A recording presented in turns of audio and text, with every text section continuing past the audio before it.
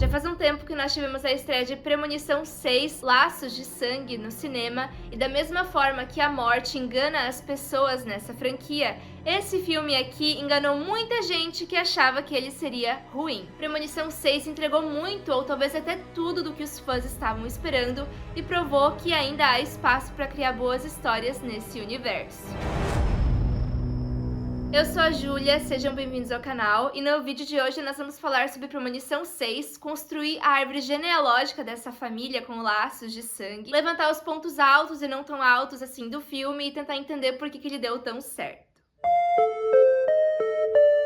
Primeiramente, vamos relembrar o que acontece. Nos anos 60, a jovem Iris e seu noivo Paul entram em um restaurante que acabou de abrir na cidade chamado Skyview. É tipo um rooftop, só que em uma torre extremamente alta. E aí nisso eu já fico me perguntando, por que ele quis especificamente pedir ela em casamento naquela torre, né? Não podia ser num lugar um pouco mais seguro? Mas cada um. Lá em cima, a Iris tem uma premonição de que a torre vai desabar e que vai todo mundo morrer. Por conta de quem? De uma criança encapetada que joga uma moeda maldita lá de cima, que desencadeia numa série de incidentes que faz com que a torre caia. Inclusive, aquele momento que tem um piano caindo em cima do molequinho foi, eu acho que a cena mais engraçada da franquia inteira. Eu acho que eu nunca tinha rido tanto numa cena assim de premonição, porque realmente me pegou muito de surpresa. Logo, a gente descobre um diferencial na franquia. Ao contrário de outros visionários, a Iris conseguiu se salvar e salvar todo mundo que estava presente ali na torre. Ou seja, aquelas pessoas que deveriam ter morrido continuaram vivas, os anos foram se passando, elas formaram família e final feliz. Mentira, é óbvio que a morte não ia deixar barato e acabou colocando todas aquelas pessoas que sobreviveram na lista da morte. O filme menciona que o primeiro a morrer foi o Paul, o marido da Iris, e isso faz com que a querida fique muito neurótica, e isso também faz com que os filhos dela se afastem dela, né? Porque eles tinham essa impressão de que ela era louca, super protetora, ficava falando que a morte estava atrás deles. E adivinha só que tem mais um diferencial. A Iris conseguiu se manter viva por muitos anos,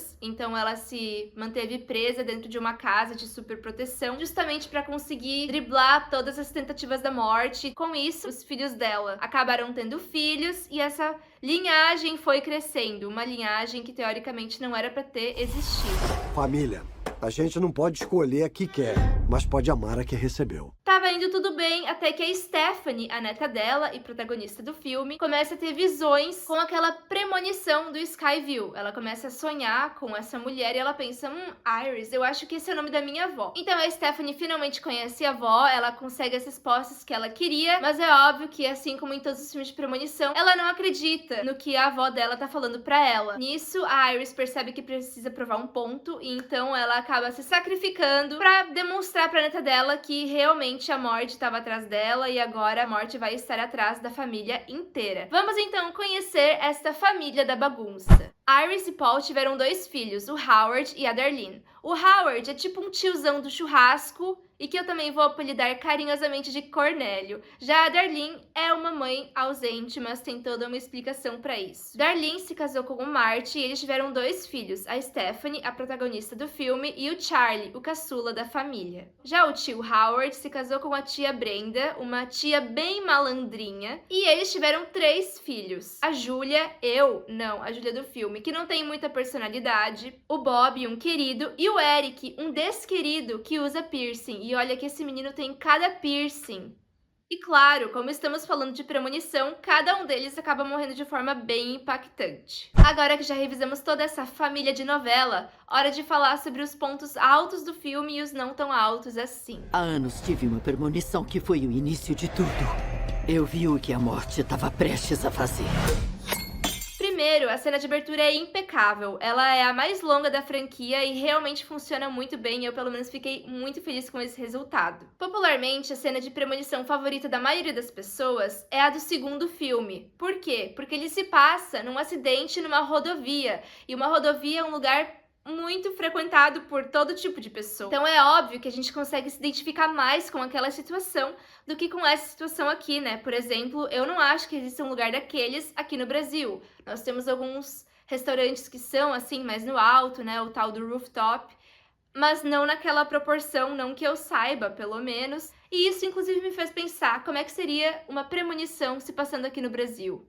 Fico só pensando numa praia do Rio de Janeiro, um arrastão acontecendo ao mesmo tempo.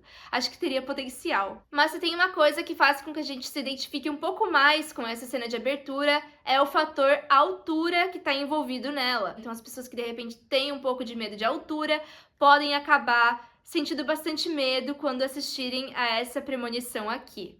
Outra novidade que o filme trouxe é que a protagonista não é a visionária do filme, e sim a neta dela. Só que toda essa linhagem da mulher acabou sendo bem explicada, e por isso que eu gostei bem dessa troca de protagonista em relação aos outros filmes, né? Que geralmente o protagonista é sempre quem tem a visão inicial. E talvez uma coisa que algumas pessoas podem não ter gostado é que ele acaba gastando bastante tempo de tela para apresentar os personagens da família, a ponto de que passa mais ou menos um terço do filme e a gente não tem nenhuma morte ainda. Eu não tive problema com essa escolha narrativa, na verdade eu gostei bastante que eles trouxeram essa novidade e achei que funcionou bem pro filme, porque em todos os outros filmes eram sempre pessoas mais aleatórias e que não se conheciam tão bem. Claro, algumas, né, eram mais ou menos de um núcleo parecido em alguns filmes, mas aqui a gente tem apenas pessoas da mesma família sendo perseguidas pela morte, então eu acho que foi necessário que eles gastassem esse tempo de tela apresentando os personagens.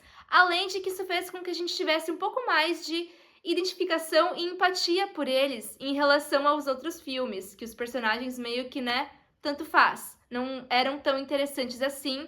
A gente às vezes nem se importava se eles morriam ou não. Por quê? Porque eles não tinham muito carisma, eles também não eram muito bem desenvolvidos. E aqui não. Eu acho que todos eles têm um certo brilho, um certo carisma. Mesmo o Eric, que é um personagem um pouco mais irritante, na verdade ele não é irritante, só que ele tá constantemente irritado e mesmo assim eu gostei bastante do personagem. As únicas pessoas que eu acho que poderiam ter tido um brilho um pouco maior foram a Darlene e a Julia, que realmente não tinham muita personalidade, mas mesmo assim eu gostei delas. Vai ver, a morte não tá atrás da nossa família. Porque isso é loucura. Também não podemos deixar de citar aquela cena icônica com o nosso querido William Bloodworth. Além de ter sido um ótimo final pro personagem, a cena também foi uma bela despedida de carreira pro ator, já que esse foi o último filme que ele fez. Foi um momento muito emocionante e aqui nós também descobrimos que a Kimberly tá viva. Então, pelo visto, né, como eles vão continuar fazendo novos filmes de premonição, ainda mais depois que esse aqui foi um sucesso de bilheteria, eu acho que pode ser que a Kimberly volte em algum próximo filme. Nós também tivemos outras referências de outros filmes nesse daqui, e uma em especial, que pelo menos me chamou a atenção, que de repente você pode não ter pego, é quando a Darlene começa a falar sobre um hospital, e o nome do hospital é Hope Rivers. Só que ela não lembra direito do nome, então ela fica pensando, ai, como é que é mesmo o nome? Aí ela de repente cita Clear Rivers, e isso já nos lembra, né, da personagem do primeiro e do segundo filme. Então, assim, esse filme aqui, ele traz vários detalhes e referências às obras anteriores. E, enfim, eu acho que isso foi um prato cheio para quem já era fã. Pra ser sincera, se formos resumir este filme em apenas uma frase, eu diria que ele é um brinde aos fãs da franquia. Ele traz muitas referências, algumas até dentro das mortes. Inclusive, as mortes também são bem criativas e eu acho que elas conseguiram superar algumas mortes icônicas que nós já tivemos em filmes anteriores. Eu gostei muito das situações novas que eles trouxeram para cenas de morte, então, por exemplo, envolvendo um cortador de grama, um caminhão de lixo, uma sala de raio-x. Isso tudo eu achei que foi bem criativo e também muito bem executado. Basicamente, os produtores mostraram que eles conhecem bem o público-alvo dessa franquia, e na minha opinião é por isso que ele conseguiu dar tão certo e agradar tanto ao público quanto à crítica. Bom, além das cenas das mortes, os meus momentos favoritos do filme foram quando aquele piano cai em cima do menininho, eu achei aquilo absolute cinema. E também quando a tia Brenda revela que, na verdade, o Eric não é filho dela com o Howard, e sim com um outro homem com quem ela teve um caso extraconjugal. Eu pensei, meu Deus, a tia mais serelepe dessa franquia. E esse tom cômico que o filme trouxe, na minha opinião, combina muito com toda a vibe de Premonição, porque Premonição traz umas mortes bem inverossímeis, mortes que não aconteceriam daquela forma na vida real. Só que dentro do filme elas funcionam e ele trazer esse tom de comédia acaba contribuindo para que a gente acredite, né, que naquele universo as coisas são daquela forma. Meus personagens favoritos foram o Bob, eu achei ele muito engraçadinho e também muito carismático. Gostei do Eric também. E Da tia Brenda também, acho que toda essa história dela acabou chamando bastante atenção. Me contem aqui embaixo, inclusive, qual personagem vocês mais gostaram e quais cenas de morte vocês mais gostaram. Eu não falei tão aprofundadamente sobre elas, porque eu quero fazer um vídeo com um ranking de todas as mortes desse filme, e aí sim eu vou explicar cada uma delas de forma detalhada. Esse foi o vídeo de hoje, espero que tenham gostado das minhas observações sobre o filme. Me contem o que vocês acharam dele aqui nos comentários e até a próxima!